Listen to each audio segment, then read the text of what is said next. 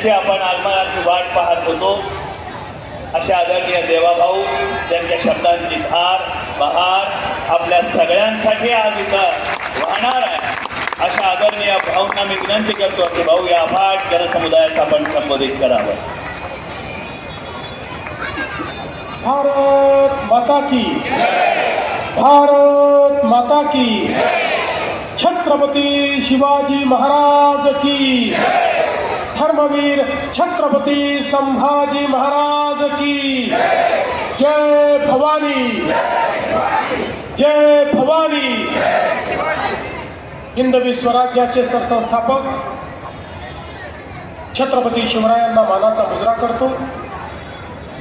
भारतीय राज्यघटनेचे शिल्पकार भारतरत्न डॉक्टर बाबासाहेब आंबेडकर यांना मानवंदना अर्पित करतो.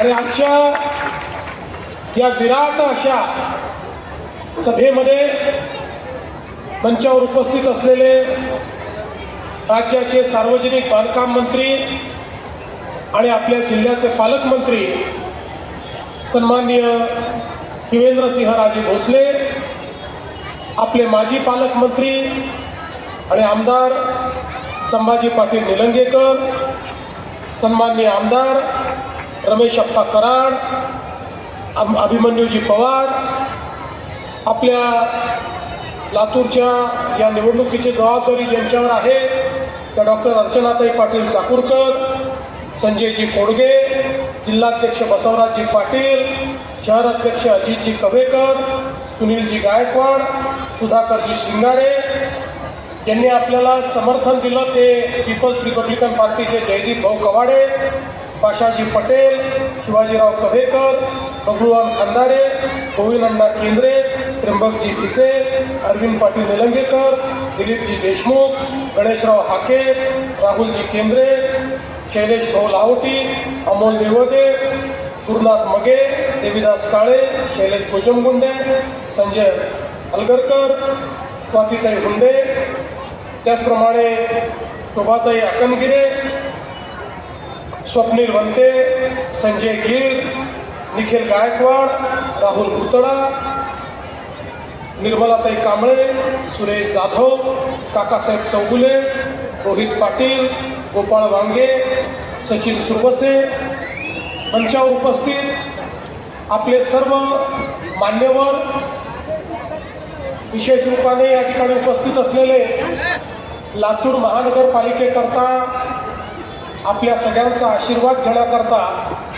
आलेले आपले सर्व उमेदवार, या ठिकाणी मोठ्या संख्येनं उपस्थित असलेल्या माझ्या सर्व लाडक्या बहिणी आणि तितक्याच लाडक्या भावांनो, पहिल्यांदा तर मी लातूरचे ग्रामदैवत सिद्धेश्वर रत्नेश्वराच्या चरणी नतमस्तक होतो आणि आई गंजगोलाई माता भवानी यांच्याही चरणी या ठिकाणी नतमस्तक होतो.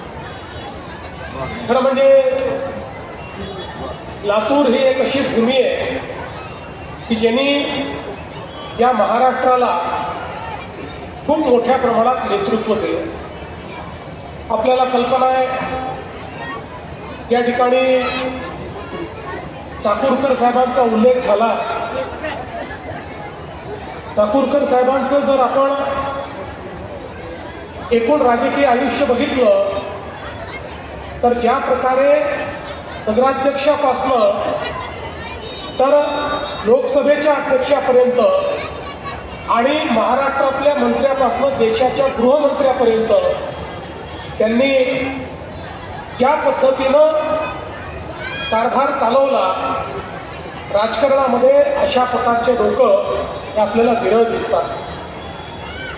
त्याचप्रमाणे शिवाजीराव पाटील निलंगेकर साहेब असतील किंवा ज्यांनी या लातूरला एक वेगळी ओळख दिली ते माजी मुख्यमंत्री विलासरावजी देशमुख असतील.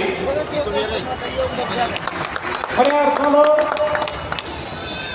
विलासरावजी देशमुख एक असं नाव आहे की जे पक्षाच्या पलीकडे या नेत्यांचा आपण या महाराष्ट्राच्या जडणघडणीमध्ये मोलाचा वाटा आहे म्हणून ज्यांचा आपण आदर करतो त्यातलं एक प्रमुख नाव हे विलासराव देशमुखांचं आहे. हे सांगताना मला या ठिकाणी कुठलाही संकोच नाही. आणि म्हणून 2 दिवसापूर्वी या ठिकाणी काही गोंधळ तयार झाला, काही कन्फ्युजन झालं. आमचे अध्यक्ष या ठिकाणी आले होते. ते बोलत असताना त्यांना त्या ठिकाणी हे सांगायचं होतं की राजकीयदृष्ट्या आपल्याला नवीन रेकॉर्ड तयार करायचा आहे, पण कदाचित त्यांचे शब्द हे चुकीच्या पद्धतीने गेले असतील, त्याबद्दल त्यांनी दिलगिरी व्यक्त केली आहे. पण मी जाहीरपणे सांगतो, काँग्रेस पक्षाची आमची लढाई असली तरी विलासराव देशमुखांबद्दल आम्हाला नितांत आदर आहे. या महाराष्ट्रातले महत्त्वाचे नेतृत्व आहे. आणि हे लातूर ज्यांची जन्मभूमी नव्हती पण तरी कर्मभूमी होती, असे आमचे नेते गोपीनाथरावजी मुंडे यांचंही स्मरण या निमित्ताने लातूरकरांसोबत केलं पाहिजे असं माझं मत आहे. आणि म्हणून खऱ्या अर्थानं मला असं वाटतं की या भूमीमध्ये नेतृत्व तयार करण्याचा एक गुण आहे. आणि म्हणूनच आजही आपण पाहतो मंचावर बसलेली जी आपली नेते मंडळी आहे, या प्रत्येकाने अतिशय चांगल्या पद्धतीनं या लातूर शहराच्या आणि लातूर जिल्ह्याच्या विकासाकरता या ठिकाणी काम केलं. खरं तर बंधू भगिनींनो, आता या ठिकाणी महानगरपालिकेची निवडणूक आहे. विधानसभेच्या निवडणुकीच्या वेळी डॉक्टर अर्चनाताई पाटील यांनी त्या प्रकारे लातूरमध्ये एक प्रचंड मोठी लढत दिली, विजयाच्या जवळ पोचल्या होत्या, थोडक्याने राहिल्या.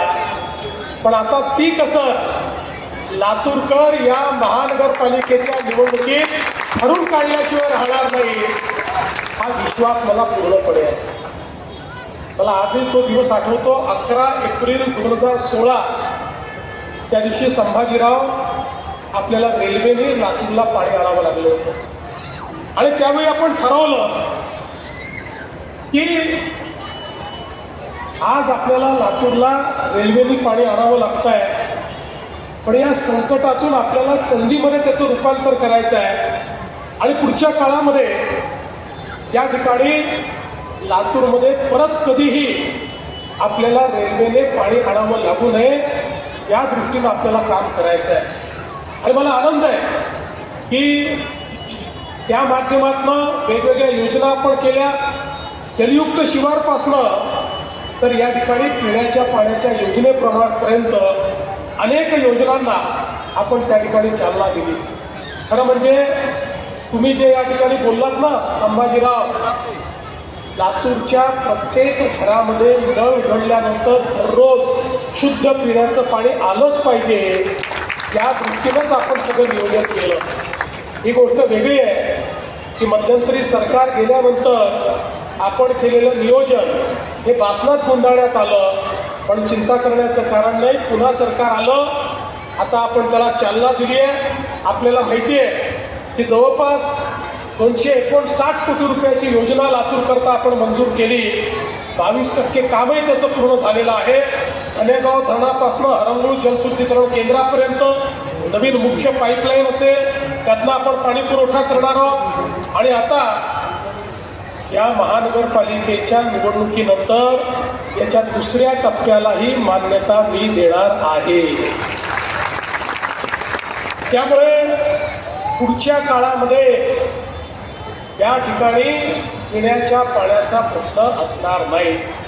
मी कोणावर टीका करण्याकरता या ठिकाणी आलो नाही, पण काही लोकांनी अशा प्रकारे या ठिकाणी वचनं दिली होती की निवडणुकीत निवडून आल्यानंतर 100 दिवसात पाणी देईल, नाहीतर राजीनामा देईल.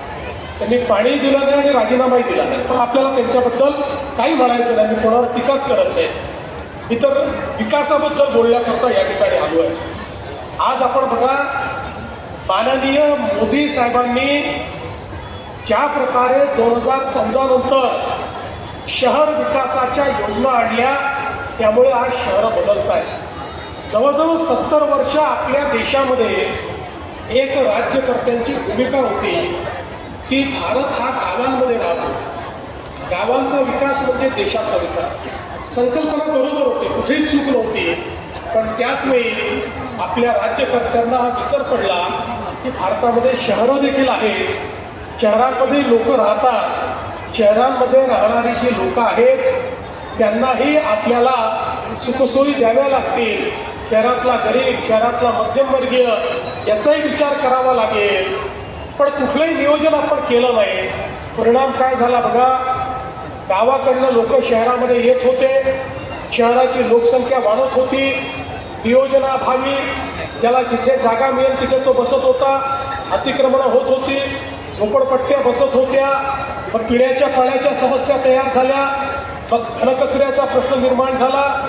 नाली बनणं, गटारी व्हायला लागली, दुर्गंधी, मच्छर अशा पद्धतीची शहरांची अवस्था झाली. तेच पाणी विहिरीत जायला लागलं, तेच नदीत जायला लागलं, तेच आपल्या तलावात जायला लागलं. जलस्रोत प्रदूषित झाले. पण शहरांकरता कुठल्याही योजना नसल्यामुळे शहरं ही बकाल होऊ लागली. त्या शहरांकडे लोक आशेने पाहत होते, आपलं कल्याण करण्याकरता आले होते. तीच शहरं कुठल्या तरी बकाल अवस्थेत जाताना आपल्याला पाहायला मिळाली.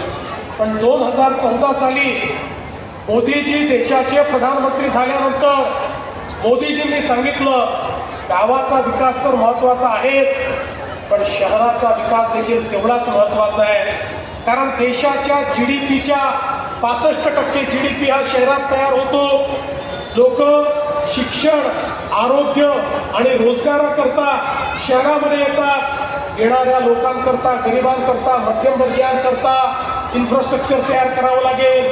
त्यांच्याकरता सोयी तयार कराव्या लागतील. पिण्याचं पाणी, गटारी, रस्ते, त्या ठिकाणी घरांची व्यवस्था, या सगळ्या गोष्टी कराव्या लागतील. आणि म्हणून देशाच्या इतिहासामध्ये 70 वर्षानंतर मोदीजींनी पहिल्यांदा शहराकरता, शहराच्या विकासाकरता योजना तयार केल्या.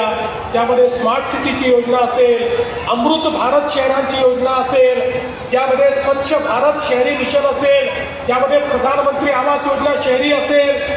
अशा अनेक योजनांच्या माध्यमातून हजारो कोटी रुपये हे शहरांकरता देणं सुरू केलं.